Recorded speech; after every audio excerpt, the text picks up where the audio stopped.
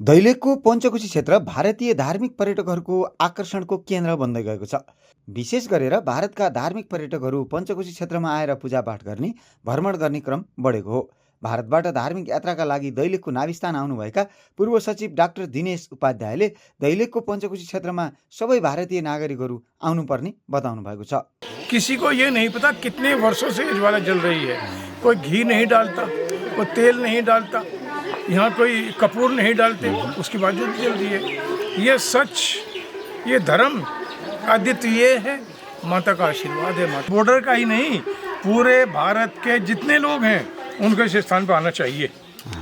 मैंने social media pay लिख के डाला, सिर्फ बॉर्डर का इलाका ही नहीं, पूरे भारत के लोगों को यहाँ आना चाहिए, इस क्षेत्र का विकास करना चाहिए। जो भी उद्योगपति हैं, कोई डोनेशन करना चाहता हो, दान देना चाहता हो, तो यहाँ विकास के लिए दान देना चाहिए। ये वो क्षेत्र है। स्कन्द पुराणका अनुसार सत्यदेवीको शव काँधमा बोकेर भगवान शिवले भ्रमण गर्ने क्रममा 5वटा अङ्ग पतन भएपछि दैलेखको पञ्चकोशी क्षेत्र निर्माण भएको बताइन्छ। दैलेखको पञ्चकोशी क्षेत्रमा अद्वितीय ऊर्जा प्राप्त हुने धार्मिक पर्यटकहरूको भनाइ छ। इसके अंदर रहता है। यो नेपाल का ये बहुत ऐतिहासिक है, दुर्गम है, इसमें आपको निमंत्रणा भी किया है, कैसा लगा आपको? नवीन जी यहाँ के अध्यक्ष हैं और पंचकोशी के जो यहाँ के कार्यकर्ता हैं दिल्ली मेरे कार्यालय में गए थे। उन्होंने मुझे यहाँ के बारे में बताया, सुन के बड़ा खुशी लगा और उसके बाद मैंने वो निमंत्रण स्वीकार किया। अभी भारत के अंदर आसाम के अंदर इलेक्शन थे, बंगाल के अंदर इलेक्शन थे और दो राज्य में इलेक्शन थे। उसके बावजूद भी मैंने सोचा कि नहीं, नेपाल के अंदर हमें जाना चाहिए। वो भी सोच क्यों हुई, नेपाल और भारत का रोटी बेटी का रिश्ता है, वो रिश्ते निभते रहें, चलते रहें, इस बात के लिए हम लोग नेपाल में आते रहते हैं। मेरे साथ स्वदेशी सनातन संघ अखिल भारतीय के राष्ट्रीय प्रचारक राजवीर उपाध्याय भी आए हैं। ये भी अपना पूरा काम धाम छोड़ करके यहाँ इस कार्यक्रम के लिए आए हैं। यहाँ पे योगी जी ने हमें ये जलती हुई ज्वाला दिखाई, माता की ज्वाला जल रही है। और किसी को ये नहीं पता कितने वर्षों से ये ज्वाला जल रही है। कोई घी नहीं डालता, कोई तेल नहीं डालता, यहाँ कोई कपूर नहीं डालते, उसके बावजूद जल रही है। ये सच, ये धर्म अद्वितीय है, माता का आशीर्वाद है, माता प्रताप सिंह। मेरा भी परम सौभाग्य है कि इस पवित्र भूमि के अंदर नवीन जी के सहयोग से आज मैं यहाँ खड़ा हूँ। हमें यहाँ एक अद्वितीय ऊर्जा फील हुई है, क्योंकि जो लोग यहाँ रोज रहते हैं उनको वो ऊर्जा महसूस नहीं होती। जो बाहर से नया व्यक्ति आता है उसको फीलिंग आती है। कि मैं इस परिसर के अंदर आया रात को, एक अजीब सांस के अंदर एक अजीब सी स्मेल मुझे फीलिंग आई। इसलिए इन लोगों को इसलिए नहीं आती होगी कि रोज रहते हैं, इसलिए फीलिंग नहीं आती होगी। मैं बाहर से आया, ये स्मेल बाहर नहीं थी जो यहाँ पे फीलिंग आई है। इसलिए परमपिता परमेश्वर, माता रानी का आशीर्वाद, भगवान पति जी का आशीर्वाद सनातन के ऊपर बना रहे। धर्म की जय हो, राष्ट्र की जय हो। नवीन जी सताई हो, वो स्वस्थ हैं, धन धान्य से भरपूर रहें, इस पूरे क्षेत्र का विकास हो। पंचकोशी का जितने भी यहाँ पे धर्म हैं उनको एक, जब तक सूरज चांद है तब तक ये बना रहना चाहिए। सनातन की जय हो, नेपाल की जय हो, भारत की जय हो, पशुपतिनाथ की जय हो, भगवान श्री राम जी की जय हो और नेपाल की जड़ी बूटियों की रक्षा हो, यहाँ के धर्म की रक्षा हो। यहाँ का जो कैलेंडर है विक्रम संवत का कैलेंडर राजा विक्रमादित्य ने चलाया था और वो उज्जैन के राजा थे, लेकिन कैलेंडर नेपाल में है। भारत के राजा ने कैलेंडर चलाया, लेकिन भारत में कैलेंडर नहीं चलता, इंग्लिश कैलेंडर है। नेपाल के अंदर आज भी, इसलिए नेपाल अपनी विरासत को आज भी झंडा ऊंचा किए हुए है। इसलिए भारत की विजय, नेपाल की विजय। जब कभी किसी की शादी होती है, जम्बू द्वीपे भारत वर्षे आर्यवर्ते और हिमवत खंडे, ये बोला जाता है। इसलिए भारत और नेपाल का रोटी बेटी का रिश्ता है। कोई भी राष्ट्र कभी इसको अलग कर नहीं सकता। सरकार किसी की भी हो, राजनीति किसी की भी हो, नेपाल में, भारत में कोई भी इलेक्शन जीत करके जाए, लेकिन हमारी जो रोटी बेटी का रिश्ता है, पीपल टू पीपल कलेक्शन है, वो कभी समाप्त नहीं होगा। आपकी जय, आप अपने चैनल पे उसको दिखाएं, आपके भगवान सद्बुद्धि दे, समय की रक्षा करे, इन शब्दों की रक्षा करे। और सबसे बड़ा जय नवीन जी की, जो इन्होंने लिखा, और राजवीर उपाध्याय जी इतना काम छोड़ करके राष्ट्रीय प्रचारक का काम है भारत का। अब नेपाल में इनका मन लगता है। रात यहाँ हम बिना लाइट के सोए, लाइट नहीं थी, लेकिन रात को ठंड लगी। दिल्ली में परसों 45 डिग्री टेम्परेचर था, 45 बिना एसी के वहाँ नहीं चल रहे थे, और यहाँ बिना लाइट के हम लोग अच्छी नींद आई। और जो यहाँ वो भोजन लिया, इतने अच्छे राइस, इतने अच्छे चावल यहाँ अंधेरे में खिलाए उन्होंने, पूरा पेट में ऐसे पच गया, पता ही नहीं कहाँ गया।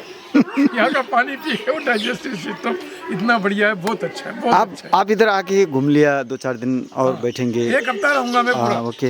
अब इंडिया का जो हमारा बॉर्डर एरिया है वो 4 प्रदेश है, 4 प्रदेश है। उस प्रदेश का लोगों से आप दिल्ली आने के लिए क्या आह्वान करते हैं? नहीं, मैं बोल के आया, मैं सोशल मीडिया पे आपके कहने से पहले लिख दिया, सिर्फ बॉर्डर का ही नहीं, पूरे भारत के जितने लोग हैं उनको इस स्थान पर आना चाहिए। मैंने सोशल मीडिया पे लिख के डाला, सिर्फ बॉर्डर का इलाका ही नहीं, पूरे भारत के लोगों को यहाँ आना चाहिए, इस क्षेत्र का विकास करना चाहिए। जो भी उद्योगपति हैं, कोई डोनेशन करना चाहता हो, दान देना चाहता हो, तो यहाँ विकास के लिए दान देना चाहिए। ये वो क्षेत्र है जो यहाँ जितना दान देगा उसको 4 गुना होकर मिलेगा। पञ्चकोशी क्षेत्रको प्रचार प्रसार र यहाँका भौतिक संरचना निर्माणका लागि पञ्चकोशी धार्मिक महोत्सव सञ्चालन गरेपछि यस क्षेत्रमा आन्तरिक र बाह्य पर्यटकहरू बढेका छन्। सत्ययुगीनकालीन समयमा भगवान शिवले यही क्षेत्रमा बसेर तपस्या गरेको र तपाईँको भारतको तपाईँको चाहिँ वृन्दावन, तपाईँको अयोध्या हुँदै तपाईँको नेपालको पञ्चकोशी र मानसरोवर हुँदै जुन हिँड्ने रुट थियो, कैलाश रुट थियो जुन भगवान शिवको, त्यही रुट अन्तर्गत सबैभन्दा बढी मन परेको हिमवत खण्डभित्रको तपाईँको यो महाभारत पर्वत, यो द्रोणाचल पर्वत र त्यति बेलाको सत्यकालीन युगीन समयको वैशानोर क्षेत्र हो यो पञ्चकोशी क्षेत्र। जतिखेर भगवान शिवले सबैभन्दा लामो समय यहाँ बसेर तपाईँको यहाँ तपस्या गर्नुभएको थियो, एउटा कुरा थियो। र अर्को कुरा भनेको जुन राज्यका सबै क्षेत्रबाट यो जुन ओजेलमा परेको क्षेत्र छ, आज पनि तपाईँले देख्नुभयो भने इन्डियाको एकदमै भिआइपी व्यक्तित्वहरू, तपाईँको डाक्टर दिनेश उपाध्याय जो आफै पनि भारत सरकारको तपाईँको पूर्व सचिव हुनुहुन्छ, भारतीय जनता पार्टीको जुन सत्ताधारी पार्टी 2-3 पटक लगातार बहुमत ल्याएर चलाइरहेको छ, त्यस्तो पार्टीको नेता हुनुहुन्छ, त्यस्तो व्यक्तित्वहरू यहाँ आगमन भएको छ। तर आज पनि तपाईँहरू पनि हेर्नुभयो होला, यहाँ अब म जतिको युवा मान्छे अध्यक्ष छु, यो नाभिस्थानको पनि र पञ्चकोशी क्षेत्र विकास संस्थाको भर्खरै अध्यक्ष भएको छु। तर आज हेर्नुभयो भने हाम्रो देशको प्रक्रियाको कारणले, नीतिगत कानुनका कारणले, पुरातत्व विभाग जस्ता यस्ता विभिन्न जुन नीतिगत कारणहरू छन्, त्यसले गर्दा आज हेर्नुभयो भने तपाईँको छानामा यहाँ तपाईँको पाल टाँगिरहेका छौँ हामीले, एउटा छानो तपाईँको भङ्ग परेर हेर्न नमिल्ने स्थितिमा छ। यस्तो कुरामा चाहिँ राज्यले फास्ट ट्र्याकमा चाहिँ काम गर्ने खालको नियम चाहिँ ल्याउनुपर्छ, नम्बर 1। दोस्रो कुरा भनेको यो मेलाको मुख्य उद्देश्य भनेको वैदिक हिन्दू सनातनी धर्मावलम्बीहरू जो विश्व समुदायमा छरिएर रहनुभएको छ, जसले हिन्दू धर्म परम्परा आस्था र मूल्य र मान्यतालाई मान्नुहुन्छ, त्यस्ता व्यक्तित्वहरूलाई, त्यस्ता श्रद्धालु भक्तजनहरूलाई यो पञ्चकोशी क्षेत्रको धार्मिक ऐतिहासिक सामाजिक जुन महत्त्व छ, यसको जुन गरिमा छ, जुन धार्मिक आस्था र मूल्य र मान्यता छ, त्यो कुरा उहाँहरूलाई बुझाउने हो। जस्तो कि मानिलिउँ हाम्रा पितृहरूको अन्त्यका लागि तपाईँ हामी बनारसमा गएर पिण्ड दिन्छौँ। बनारसमा गएर पिण्ड दिँदाखेरि पिण्ड दिनुभन्दा पहिला त्यहाँ सोधिन्छ, आफ्नै पञ्चकोशी फिराकी नै भनेर सोधिन्छ, र त्यहाँ एउटा पञ्चकोशीको स्थापना गरिएको छ, जहाँ त्यहाँ फेरि त्यही परिक्रमा गराएर पिण्ड दिने काम गरिन्छ। भनेपछि एउटा मैले सामान्य उदाहरण मात्रै दिएँ। एउटा अर्को के छ भन्नुहुन्छ भने यो पञ्चकोशी क्षेत्रमा यस्ता थुप्रै तपाईँको सयौँ तपाईँको यहाँ चाहिँ पर्यटकीय क्षेत्रहरू, तपाईँको चाहिँ कुण्डहरू, त्यस्ता पिण्डदान गर्ने ठाउँहरू चाहिँ छन्। यस्तो क्षेत्र हो यो पञ्चकोशी, जहाँ तपाईँको हजारवटा पुण्यका काम गरेपछि पञ्चकोशी क्षेत्रमा जन्म हुन्छ भनेर लेखिएको छ हाम्रा पुराणहरूमा। तपाईँको महाभारतमा लेखिएको छ, रामायणमा लेखिएको छ, गीतामा लेखिएको छ, यही स्कन्द पुराणमा लेखिएको छ। हिन्दू धर्मका अन्य ग्रन्थहरू, तपाईँको हिन्दू सम्बन्धी लेख रचनाहरू, आध्यात्मिक विचारधारा दिने मान्छेहरूले छापिएका पत्र पत्रिकाहरूमा त्यस्तो ठाउँमा उल्लेख भएको छ, तर हामीले गर्न सकिरहेका छैनौँ। आज हामीले स्वर्गद्वारी भन्छौँ। स्वर्गद्वारी महाप्रभुको नामले जो परिचित हुनुहुन्छ, उहाँ भनेको सत्ययुगीनकालीन समयमा उहाँलाई तपाईँको श्राप लागिसकेपछि उहाँले यही क्षेत्र, यही वैशानोर क्षेत्रमा आएर तपाईँको तपस्या गरिसकेपछि महाप्रभु भगवान्का नाममा उहाँ चाहिँ फेरि प्रकट भएर त्यहाँ गएर स्थापित हुनुभएको हो। त्यस्तो खालका यस्ता थुप्रै हाम्रा चाहिँ भनाइहरू छन्। तर यो हामीले भनिरहेका भनाइहरू केवल यिन दन्त्य कथा र किंवदन्ती होइनन्। यिनी भनेका हाम्रा हिन्दू धर्मका विभिन्न ग्रन्थहरू, विभिन्न पुराणहरू, विभिन्न लेख रचनाहरूमा उल्लेख भएका कुराहरू हुन्। र यो जुन अहिले हामीले स्कन्द पुराण वाचन गरिरहेका छौँ, यो स्कन्द पुराण त्यही पनि हामीले कुमारी देवी वाचक 18 वर्षीय कीर्ति किशोरीजीको मुखार बिन्दुबाट हामीले यो स्कन्द पुराण वाचन गरिरहेका छौँ। त्यो किन गरिरहेका छौँ त भन्दाखेरिमा त्यही स्कन्द पुराण हो। त्यही स्कन्द पुराणमा यो तपाईँको हिमवत खण्ड अन्तर्गत यो तपाईँको ज्वाला क्षेत्र, यो वैशानोर क्षेत्र, यो तपाईँको महाभारत पर्वत, द्रोणाचल पर्वतका बारेमा उल्लेख भएको छ। आफैमा फेरि दैलेख भनेपछि एकदम तपाईँको देवी देवताहरू बस्ने ठाउँ। यो पञ्चकोशी मान्छेहरूको मात्रै होइन, हिजो सत्ययुगीनकालीन समयमा तपाईँको भगवानहरू आएर तीर्थव्रत गर्ने ठाउँ हो यो। त्यस्तो ठाउँलाई हामीले आज उजेलमा पारिरहेका छौँ। त्यसका लागि राज्यको, तपाईँको राज्यका तिनै तहका सरकारहरूको र प्राइभेट मान्छेहरूको पनि तपाईँको प्राइभेट सेक्टरको पनि ध्यान जाओस् भन्नका लागि यो प्रोग्रामको हामीले आयोजना गरेका छौँ। हामी एकचोटि आग्रह र अनुरोध के गर्न चाहन्छौँ भन्दाखेरिमा सबै एकपटक तपाईँहरू आउनुहोस्, उपस्थित हुनुहोस्।